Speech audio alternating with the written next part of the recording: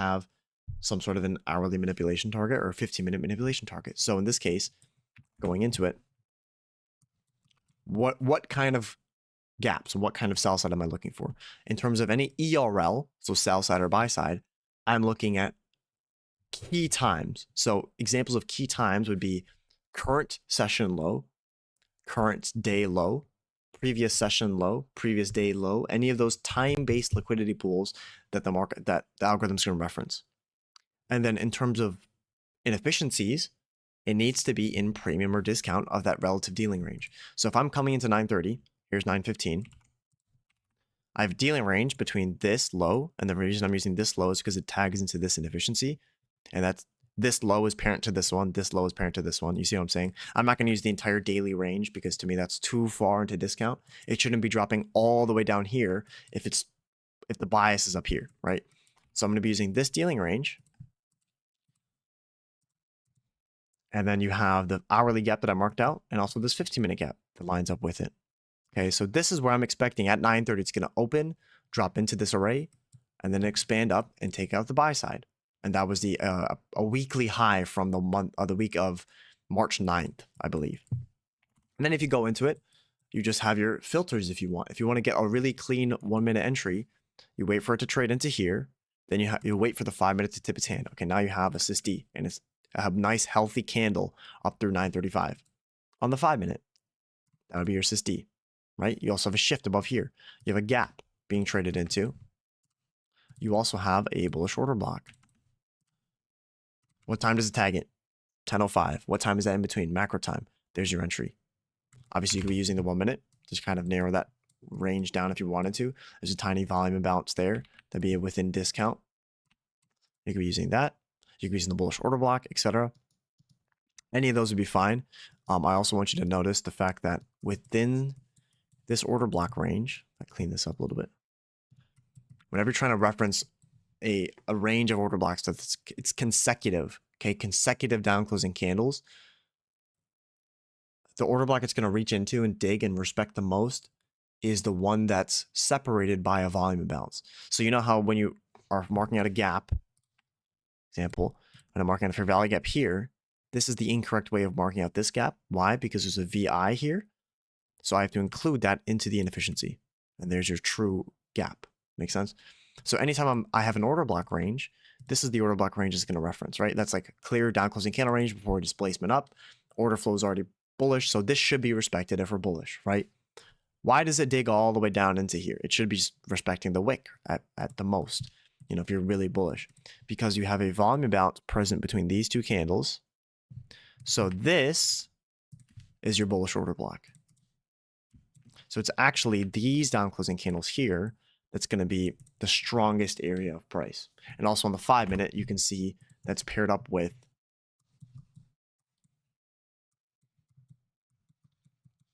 the opening price here. You could be using that obviously in the wick there, and you can see the candle buys are stopping pretty close to that. So when you're trying to get precision, there's these little tools you can use to kind of refine down which gap to use or which order block to use or section of the order block. That's why it comes all the way down to there. And you can see the candle buys are perfectly respecting the order block as it should. But when you mark it out like this, you know, and you're trying to mark out the order block up here, it may look like, oh, it's, you know, it's not the end of the world that it digs back slightly below, but I'm just saying, you know, there's still precision in these markets where you just may not know it's there. It may look like it's, everything has a reason in this market. Everything has a reason. So if you know that there's no randomness in this in time and price, then you know that everything has precision and everything is supposed to be doing exactly what it's doing. Then there's a reason for it to be trading slightly down below here, right? There's a wick, and you can go to a 15-second chart and you can keep going down and down.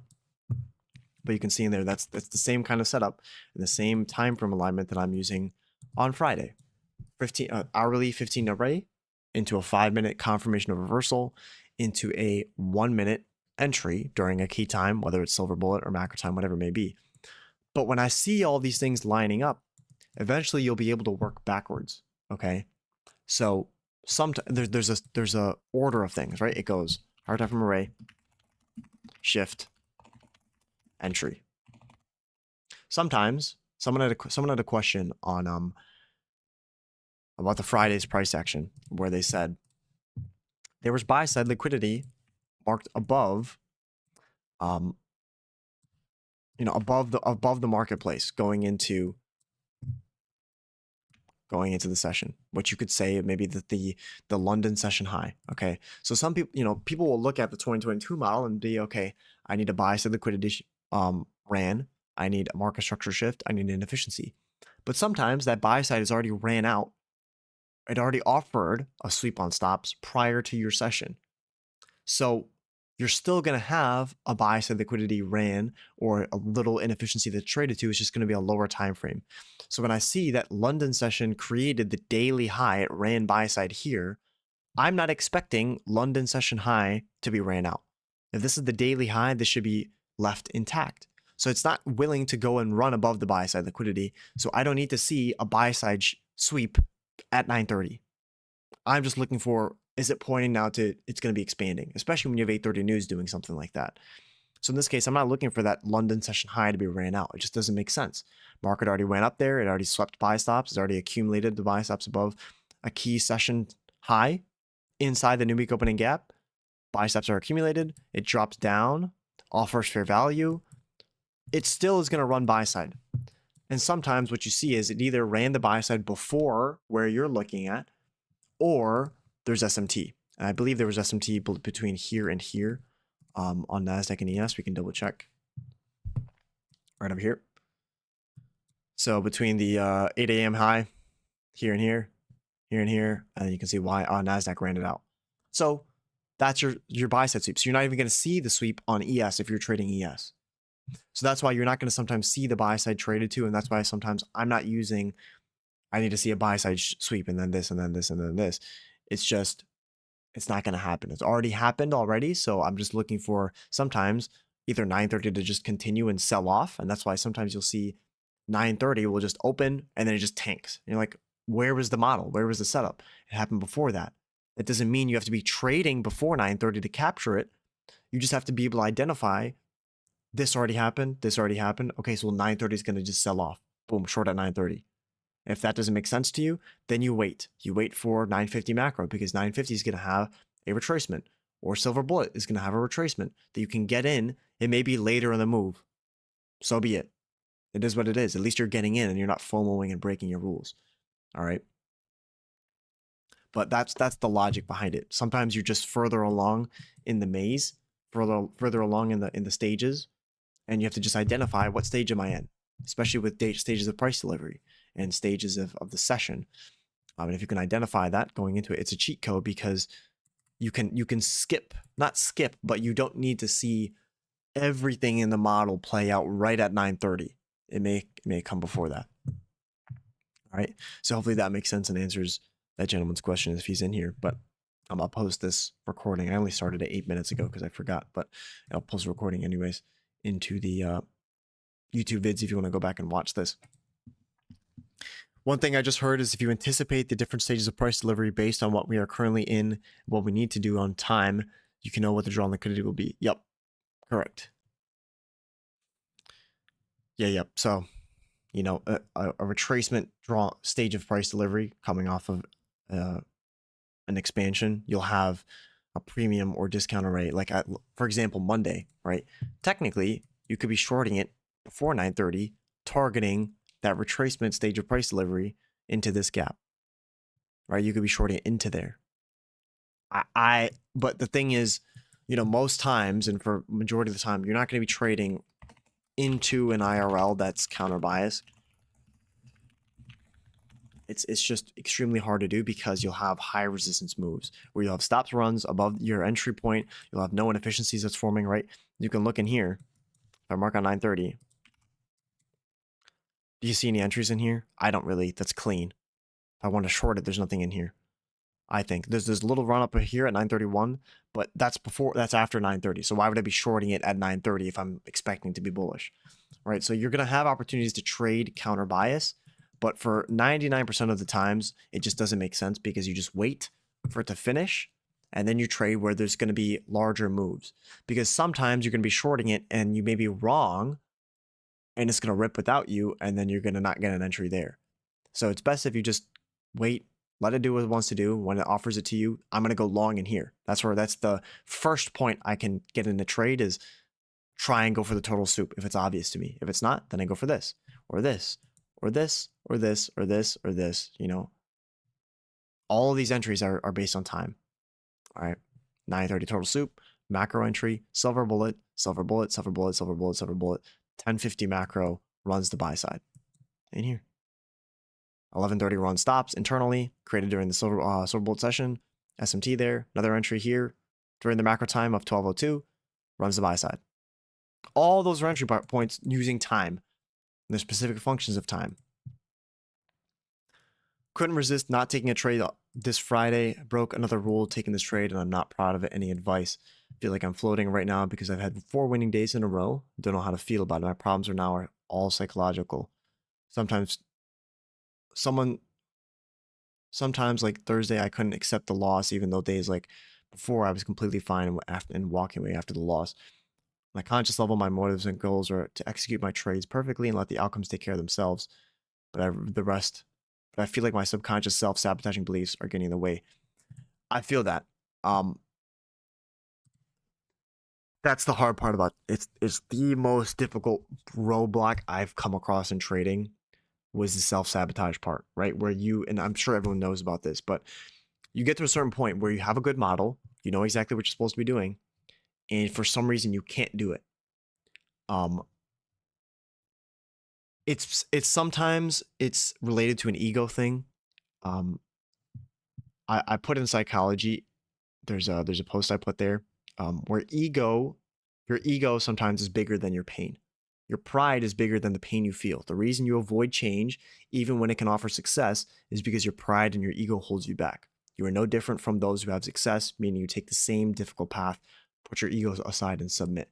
So it could be your ego. I'm not saying it is. It could be the fact that you may think that you want to do it this way. It also just be sometimes the self-sabotage just comes from individual personal problems. Like I know exactly what you're feeling, but sometimes it's hard to articulate a perfect solution because even you sometimes don't know why you're doing it. And to be completely honest, sometimes the only way you get out of that is hitting the bottom of the barrel and realizing there's no way I'm going to succeed in this unless I do what I'm supposed to be doing. So that it's unfortunate, but sometimes you have to be in this really deep part of pain where you're like, I can't stand this anymore. I have to do something about it. And if you know, I don't want you to hit that point, but sometimes deep reflection, you got to sit in your room sometimes for 2 hours with a piece of paper and a pen and just be like, you have to really look at yourself and be like, there's only one way out of the maze. You have to do it. You have to do trading one way. Otherwise, you'll never succeed. Every other path leads to failure. And that's why 90% of people cannot trade and are failing at trading. So when you realize, okay, there's only one path to success, you'll stop self-sabotaging. Sometimes it's also based on this belief that you don't deserve it. You think that you're doing so well that you're like, it's weird because you're actually not emotional. It's weird that you're actually winning trades. It's weird that you're actually passing evals and getting payouts. And you're like, this doesn't line up with who I think I am. So then who you view yourself as and what actually is going on, you have self-sabotage there because you feel like you're undeserving of it. But I promise you, when you actually look at it and you have to kill those thoughts, but they're deeply rooted, right? So you have to actually look at that and be like, I actually do deserve this. Look how many years and how many months and how much pain you've put into this. And especially if you're I'm a Christian guy. So to me, it's like, sometimes people say that wealth is bad. It's easier for a camel to go through the eye of a needle for a wealthy man to enter heaven. And that's something that you have to struggle with as well. But it's not wealth itself that is the problem. It is the love of money, right? It's this constant chasing and the wanting to feel something of this stimulation of getting money and being greedy. That's what the problem is, right? And God knows your heart as well. So if you think that, you're just doing this to get money and be wealthy and to flex to other people, you're going to fail. Or you're going to do it and you're going to become prideful, and pride becomes comes before the fall. All right. So when you look at yourself and you're like, I'm blessed to have this opportunity. I deserve to be put in this opportunity because I've worked my ass off for it. And now you're actually seeing the results and the fruits of your labor. That could be why you're self-sabotaging as well. So there's a bunch of different stuff. I'm not going to be able to go inside of your brain and be like, this is exactly the problem. But sometimes it's just deep-rooted stuff like that makes yourself self-sabotage. It's really self-sabotage comes from normally where you are right now isn't where your brain thinks you should be. And then you're constantly ruining yourself to be in that negative mindset space of where you think you should be, if that makes sense. So it could be from a multiple different things, but you have to really just sit by yourself and kind of look at that and address it, or ask people around you who may know you personally to see what's going on. And talking to other people about it, I think, is the best thing you can do, because sometimes they're able to shed light onto stuff that you may not have thought of before. Even things like taking trades outside of your model, it's maybe because you think that you're better than you are. You think that just because you learn how to trade, you can trade every session. But have you backtested that session? Do you know what model you're supposed to be using? Just because I can figure out maybe where the draw on liquidity is during Asian session, I know I can't trade that. One, because I've gotten destroyed in Asian session before trading that. And I know that it's not something that it's going to move a whole lot. It's just my pride and my ego thinking that I'm better than I am and I can take a trade outside of my model. And I think that just because I'm some sort of a mentor or teacher, I can do that and it's going to work. It's not going to, because eventually it's going to catch up to you. So no one is better than anyone else, and no one has to, you're not better than your rules, right? It's this, you have to submit. And as a guy, especially, that's hard to do, right? Because we want control over everything. So the weird thing is the market and your rules have control over you. But that's fine because they're there to protect you, right? You have to follow rules at some point. So you cannot live life without discipline. It's either you're disciplined to yourself and your higher self of what you should be doing, or you're disciplined to that McDonald's application. That's life. There's no, you can't just sit and just be lazy and just sit on your ass and do absolutely nothing and not be disciplined, because you'll find that it just, where it leads, right? So it's either you're disciplined to yourself or you're disciplined to something else. And I would rather be disciplined to myself than work this hard and get paid $12 an hour. That to me is just not what I'm made for. I know I'm better than that. And I know that I have the potential to be great, and I'm going to be great, period. So same thing with everyone in here. You have the potential to be great. You will be great, and accept it. All right. So I know that's a long-winded answer probably for what you're looking for, but I hope it helps and shed some light of maybe what you're supposed to be doing to help fix some of that self-sabotage. Do you use the 6 p.m. framework? Do you use the 6 p.m. with the same framework like midnight? You can. I just realized that Asian session just is not something that to me applies to my own trading. It just, every single time I would use Asian session, I'm like, it wasn't important to my own analysis for the daily bias. So I would just kind of skip out on it. So I just realized that time frame between 6 p.m. and midnight to me is not part of my, obviously if it moves and there's a gap and it trades into that gap during that session and then it drops down, that's fine. But Asian session and the 6 p.m., you could treat it as the daily open the same way you treat it as midnight. But for me personally, I don't use it at all. I'm glad, Assyrian. Hope that helps.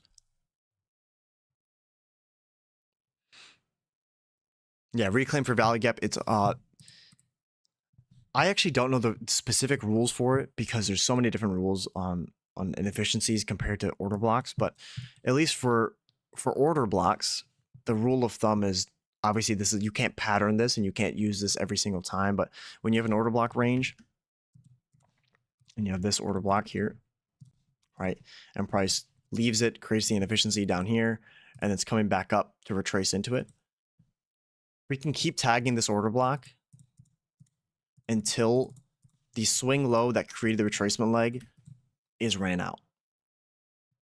So the order block can be referenced here, referenced here, referenced here. Then as soon as it takes out this low, I do not want to see this order block traded back to, and I'm going to start be using PD arrays within this leg of price action to refer, okay, that's where I want it to stop going. Okay, that's a good stop trim as well.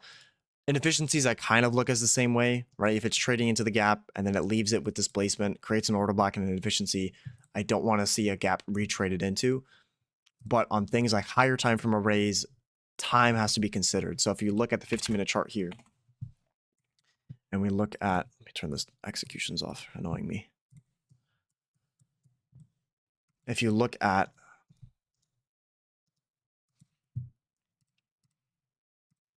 this gap here on the 15-minute chart, the reason it doesn't leave it,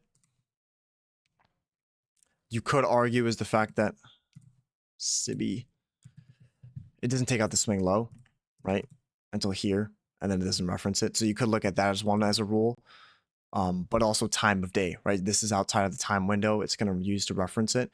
So if this is the only premium 15-minute/1 hour gap, it's going to reference that, even if it was already referenced. So at 9:30, when 9:30 starts, look at 9:30 here, right? If I skip back to here. From midnight, where's a premium array? This gap is in discount. If it does use that and tags that, it's extremely weak. So I'd be shorting it, probably going, I need to see SMT there. But this is the first premium array. This is another premium array. Should it come up and take London high and dig into that far into premium? Most likely not. This is the only lowest time frame gap, right? We're talking about the session, like I was talking about before. The 15-minute is the lowest for the session in terms of a manipulation target. So this would be a premium array on the 15-minute chart. Although it was already traded to, I want to see 9:30 or whatever that key time is, tag it. Boom, there at an absolute minimum. Then if we start to displace and take out that low, then you'll see what happens after that.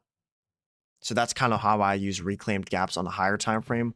On a lower time frame, like I said, if I see it traded into, like in this case, it can keep using that, and as soon as it displaces out, obviously I don't want it to retrade back into there. I want it to respect PD array. If the draw on liquidity is correct, PD arrays should be respected. So if this gap is here, if this gap is here, if there's an order block, etc., it should be using those at an absolute maximum to then sell off. And you can see, you know, all of these arrays are being used. Order block in here, it's staying within that candle body there until it's tagged, and then it starts to retrace and consolidate. Okay. So hopefully that answers that question.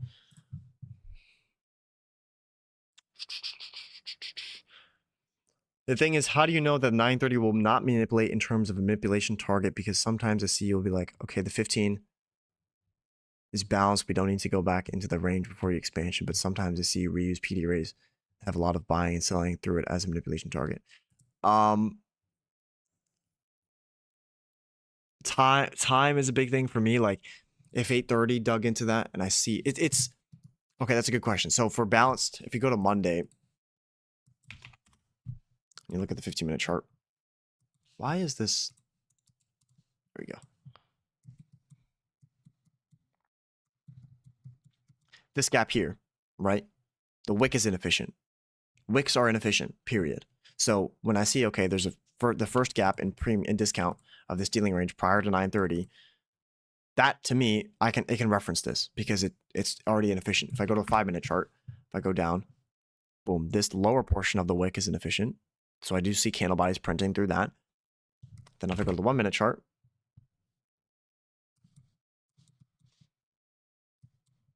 wick's inefficient in here. Boom. So it depends. So it's a combination of the inefficient versus efficient price delivery. It's also based on time. So if I see 8:30, if we have 8:30 news and 8:30 digs into a 1 hour / 15-minute gap below market price, like here, and then 9:30 opens up here, I'm not expecting to come back down and trade into that. Unless it's, and then sometimes I'm going to be wrong, obviously, and that's fine because I can just take another trade after that if I do choose to. But it's a combination of time. It's a combination of, has it already been traded to before? Is a combination of, is price already efficient inside that range? And also, shoot, I forgot what I was going to say.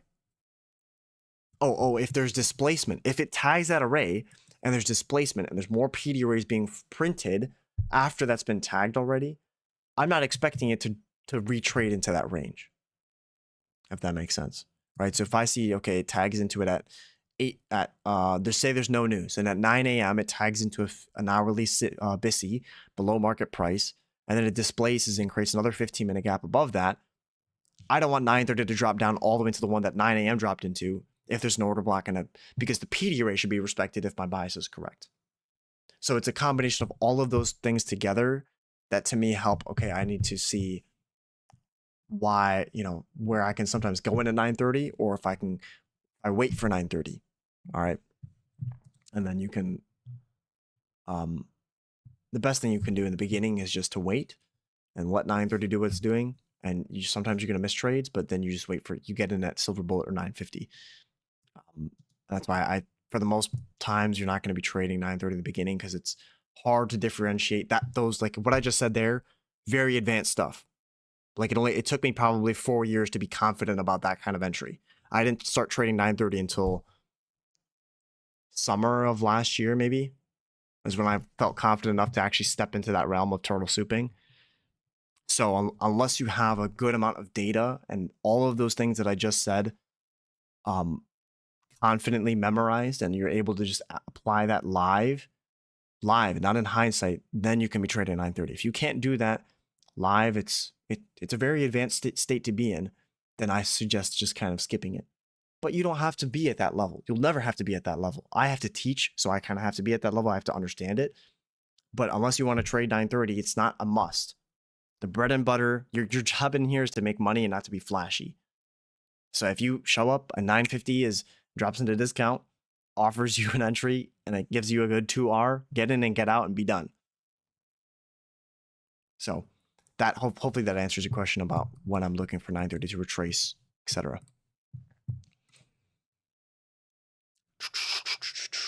How do you differentiate between a standard setup and an A+ high probability setup?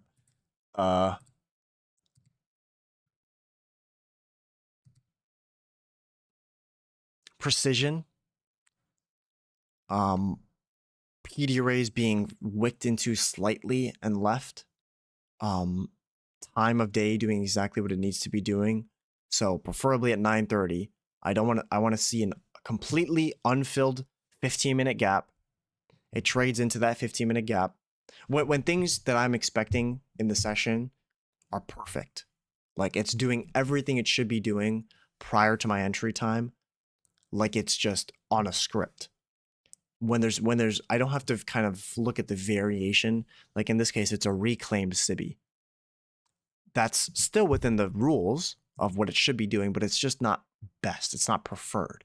So this would be a normal setup. It's not an A+ excellent setup, but it's still a good setup. Does that make sense? So I need to see precision in both time and price, and PD arrays being order flow showing me that it's actually respecting these arrays. When I don't see anything and it's consolidating for long periods of time, then I'm not thinking that there's any smart money involved in this move. So I'm not going to be trading this, right? I want to make sure that smart money is in this position. If smart money is in this position, PD arrays are going to be used, and there's going to be volatility. It's going to go on time and price. If I don't see that, it's going to be chopping. And you can predict days like that, right? Like consolidation days based on the economic calendar, that's why I didn't trade Wednesday. Although Wednesday moved and it sold off and it should have offered me the high of the week, I didn't trade it because I'm thinking like smart money. Thursday, Friday, we have 8:30 news. Smart money is going to be, they're not going to be trading on Wednesday, is what my mind, how that works. All right. So I'm not going to be expecting precision in both time and price and all these certain arrays and certain elements of my model to be perfect on a Wednesday. It's still going to be there. I know it's going to be there because it does the same thing every day. It's always going to be there, period. It's just sometimes it's much harder. Like on Friday, I wasn't able to stream and read it at the same time, because for me to pause and explain something or answer a question while I'm reading throws off my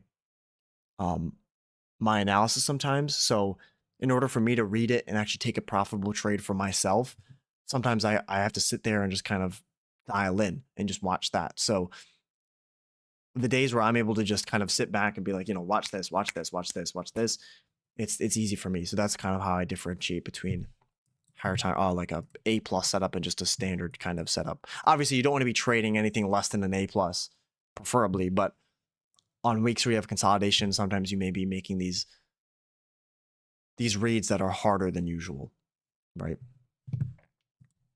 Yeah, this is recorded. I started it slightly late, but for the past 30 minutes, it's been recording. Normally, these are all recorded, and I post them up on YouTube unlisted. So you have to go into the YouTube vid section of this Discord, and you'll find all the live stream recordings, the ones that are public and private sometimes, not the PDF recordings, because those are a little bit separate. But yeah, they will be. This one is recorded. Let me scroll up. Yeah, Maddie's also right. It's also the higher time frame phase of delivery. You don't need manipulation during a continuation profile. Perfect.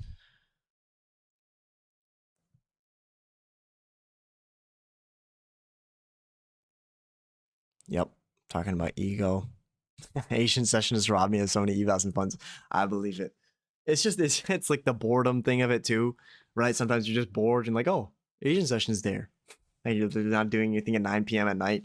Pull up Asian session, and you're like, oh, I think I can see a trade there. And then you get in the trade, and then soon enough your account's gone. I feel that. I've been there. It's real. But that's just the self-sabotage thing, right? You know what you're supposed to be doing, and sometimes you think you're better than you are, and then the market will tell you exactly who you are. It's a mirror. So if you think you're better than the market will show you that. If you're prideful, if you're fearful, the market will show you that. So everything that you do in the market has a reason. Everything in the market has a reason. So over trading and over leveraging is never the problem. I'm going to say that again. Over trading and over leveraging is never the problem. It's the coping mechanism. It's the way that the problem manifests itself. And that sucks because it's actually, sometimes there's only two ways that it shows up. So there's a multitude of different ways that can manifest itself.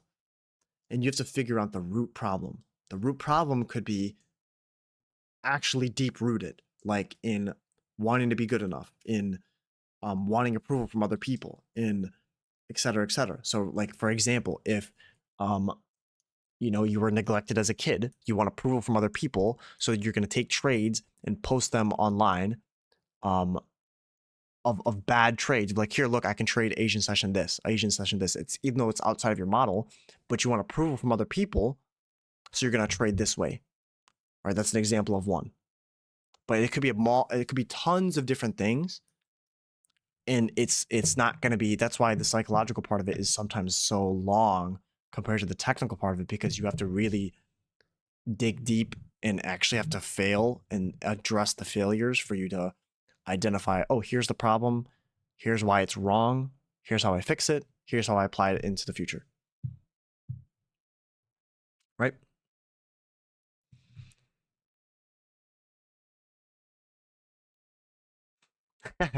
Asian steals more money than it makes. Yep. Just skip it. I'm telling you. Yeah. Just you'll see. It's soon enough. You blow enough accounts and you do enough stuff. You're like, all right, this is not working. But like I said, pride is bigger than pain. So your pride will stop you from feeling that pain if you think that what you're doing is the only way to do it. A very, very masculine thing to do, to be honest. You just keep pushing. Why isn't this working? But then eventually you lose a limb and you're like, oh, okay, maybe I should stop. How do you mark intermediate term highs, long-term highs while you're executing your trades? It's out of habit now. I only mark it out. I'm not marking it out when I'm trading myself, to be completely honest. Like, if I'm trading off stream in the morning session, I'm not going in and marking that out on my chart. Like, I have two other screens, and one of the screens I'm trading my own account normally, or I'll have this screen up trading the demo, and then I'll have another screen on the right that has Discord, my OBS, and then two other charts of the higher time frame and SMT. So I'm not marking it out on my actual chart when I'm executing that trade. I'm just putting my stop loss, my take profit there on that chart. But when I'm actually executing, I'm not looking at the P&L, right? If your mind is constantly over here on that P&L chart, you're not tape reading. Your position size is way too high. See how everything has a reason, and everything that you do has, like, you can see it. So if you're in a trade and you're constantly looking over here at plus 300, plus 200, minus 300, minus 400, you're not trading. You're gambling at that point. You're just not, your position size is too high. You either don't know what you're doing, right? Think about this, if you trade with 1 micro, are you going to be looking at the plus 2, plus 4, plus 6? Probably not. So when I'm taking a trade, I'm not even thinking about this. I know I pay my stop loss a good damn job, good amount of money to do his job. And I know my take profit, if it's correct, it's going to get hit every single time, period. So I'm not worried about the money. I'm not worried about the stop loss being hit. I'm not worried about the take profit being hit. I'm worried about order flow. Is price showing me it wants to keep going down? So when I see things like 10 a.m. comes up, trades into an array, and I see this here, if you saw in the live stream, I trim my stop to that 10 a.m. high, because on a 15-second chart, let's mark this out. Actually, 1 minute chart. Let me get a little water. Hold up.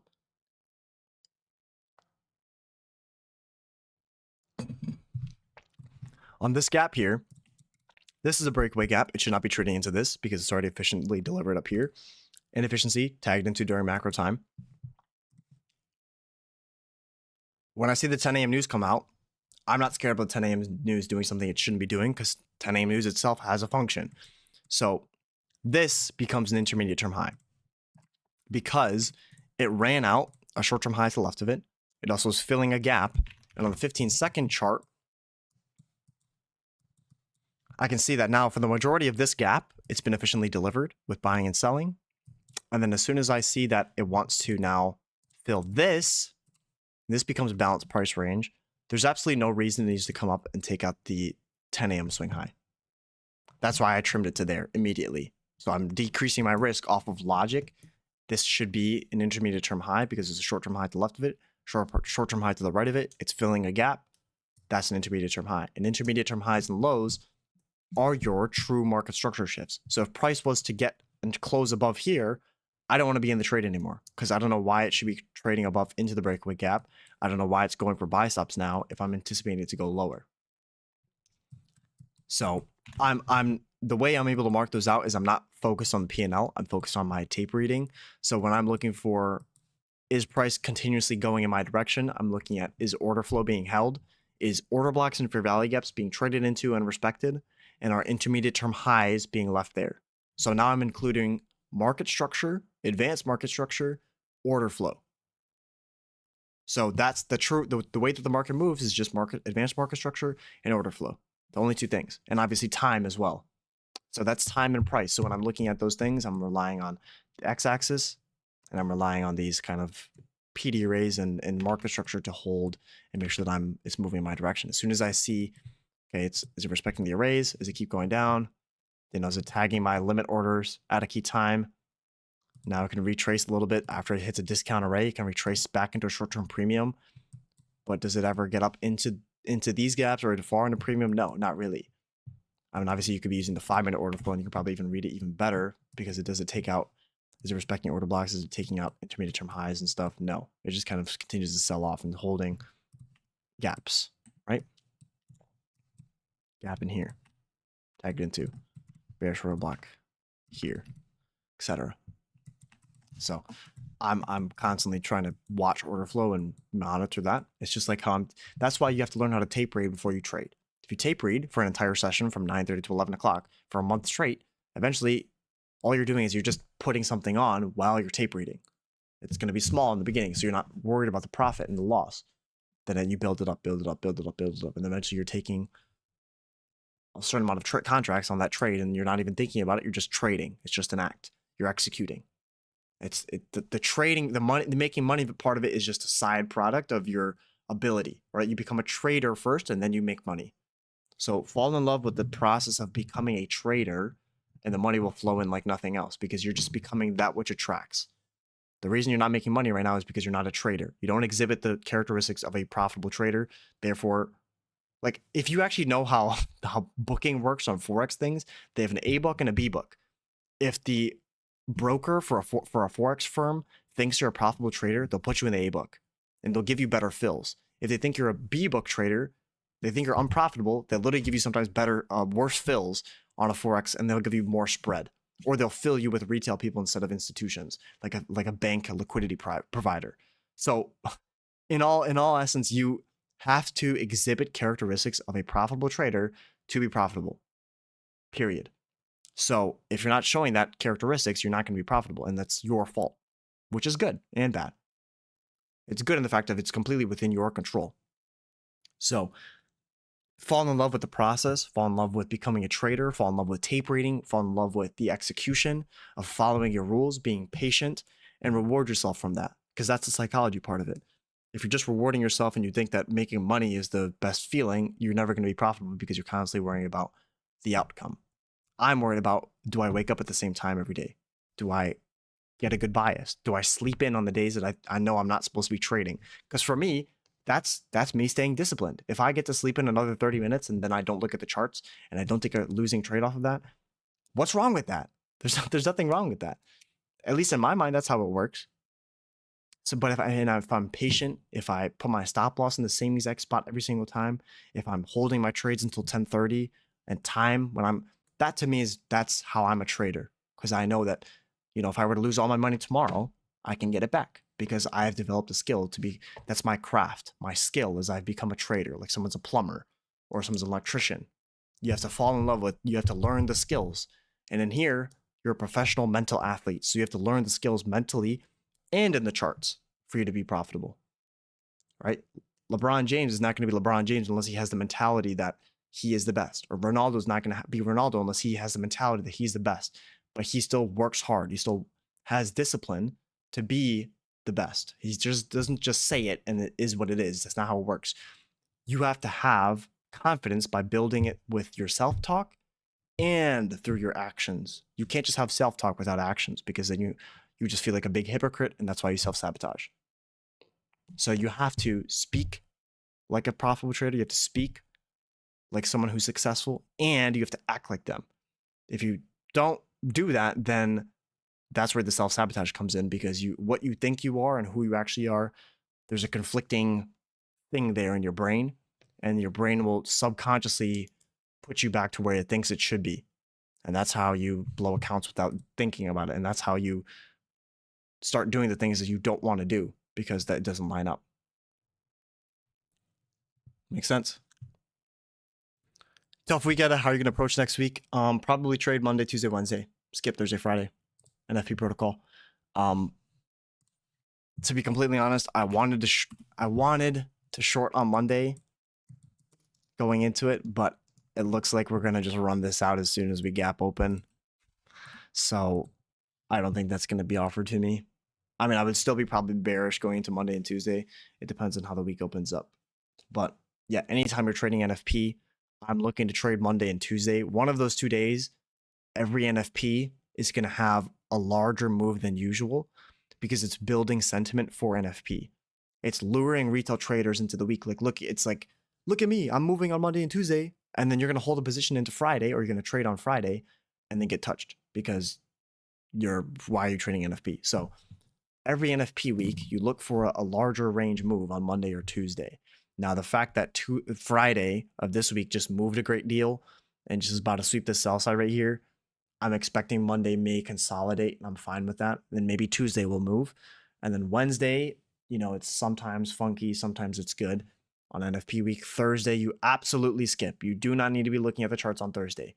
That means there could be a model on Thursday. Who cares? It doesn't matter. You just skip it. Skip Thursday. Friday of NFP, it's 50-50. Sometimes it's good because there's 8:30 news. Now, since we're in March, it should be decent. But it's ICT categorizes the 2 days out of the month that ICT doesn't like to trade is the day before NFP and NFP itself. So if a guy who has 30 years of experience doing this exact stuff is saying, yo, skip those days, take his advice. All right. Don't even listen to me. He has literally 6 times the amount of experience that I do. So listen to him.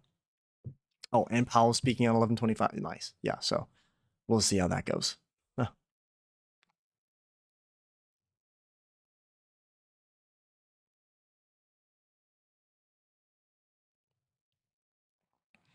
Anyways, all right. So I don't want to take too much time out of your Saturday. So I like this. I like this Assyrian. Keep that on your chart. I love it. Yeah. I mean, I in the summer of 2 years ago, maybe it was last year. I don't know, but starting to write down these affirming statements. People are gonna think it's whoop de woo. I think it helps, and anything that you think that helps. I think if you every morning and every night before you go to bed and when you wake up, you write down these I am statements. I am successful. I follow my rules. I am a good trader.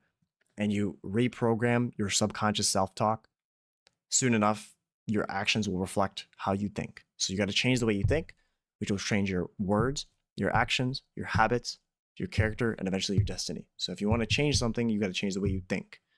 And sometimes you can literally go into a journal and just write down, I am this, I am this, I am this.